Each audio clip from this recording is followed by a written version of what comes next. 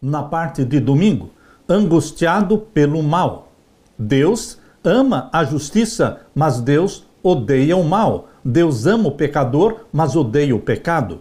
O pecado e o mal despertam a ira, uma emoção expressa em favor dos injustiçados. Deus odeia o mal porque ele causa dor às suas criaturas. Deus é repetidamente provocado à ira. E isso eles chamam de ciclo de rebelião. O ciclo de rebelião acontece desta forma. Primeiro, o povo se rebela contra Deus e pratica o mal, incluindo atrocidades horríveis como o sacrifício de crianças ao deus Moloque, que é Satanás, e outras ações abomináveis aos olhos do Senhor.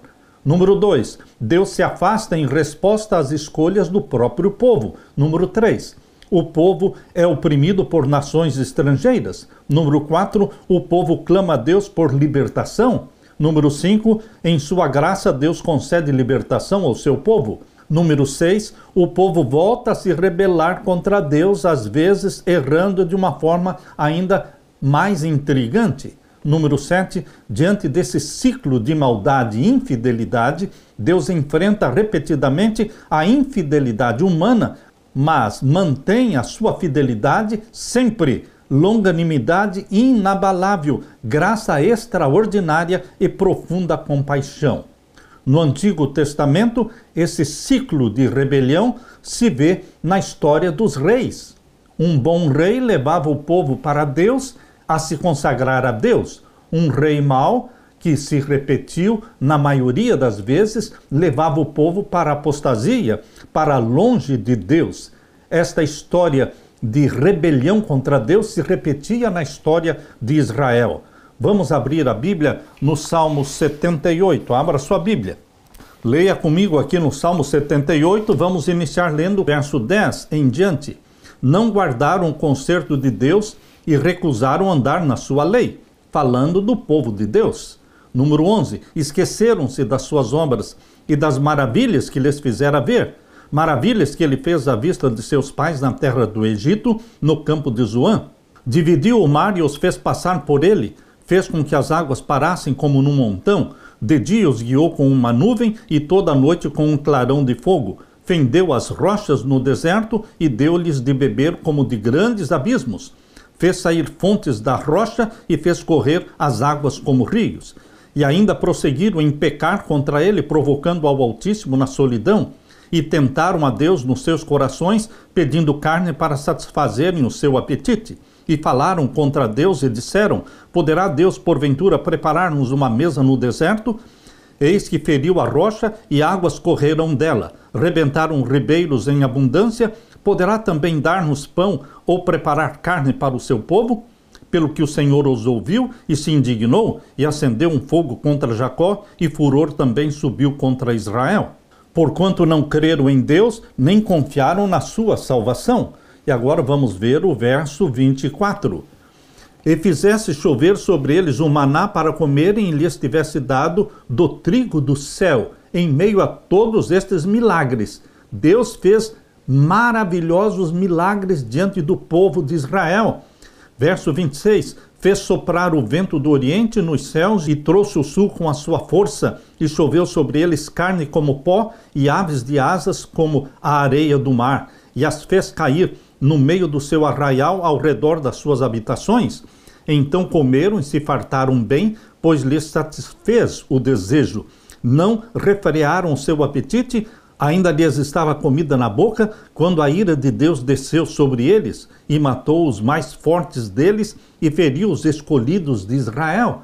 Interessante é que aqueles que comeram a carne que Deus deu, mas eles não haviam se rebelado contra Deus, estes não morreram. Mas aqueles que se rebelaram contra Deus e clamaram por carne, morreram com a carne nos dentes. Meu querido irmão, o verso 31, quando a ira de Deus desceu sobre eles e matou os mais fortes deles e feriu os escolhidos de Israel. Com tudo isto, ainda pecaram e não deram crédito às suas maravilhas. É um ciclo de rebelião. Eles são afligidos e na sua aflição clamam a Deus, Deus os ouve, Deus os perdoa e eles voltam à rebelião, voltam para o pecado. Verso 34. Pondo-os ele à morte, então o procuravam, e voltavam e de madrugada buscavam a Deus. Quando feridos e sofrendo, eles buscavam a Deus, e Deus perdoava. Verso 35. E lembravam-se de que Deus era sua rocha e o Deus Altíssimo, seu Redentor. Todavia, lisonjeavam-no com a boca e com a língua lhe mentiam, porque o seu coração não era reto para com ele, nem foram fiéis ao seu conserto. Mas ele, Deus, que é misericordioso, perdoou a sua iniquidade e não os destruiu, antes muitas vezes desviou deles a sua cólera e não deixou despertar toda a sua ira. Este ciclo de rebelião está claramente revelado na palavra de Deus. Embora o povo de Deus o tenha abandonado e traído repetidas vezes ao longo dos séculos, Deus continuou pacientemente a conceder compaixão além de todas as expectativas razoáveis, demonstrando assim a profundidade insondável da sua compaixão longânima e de seu amor misericordioso.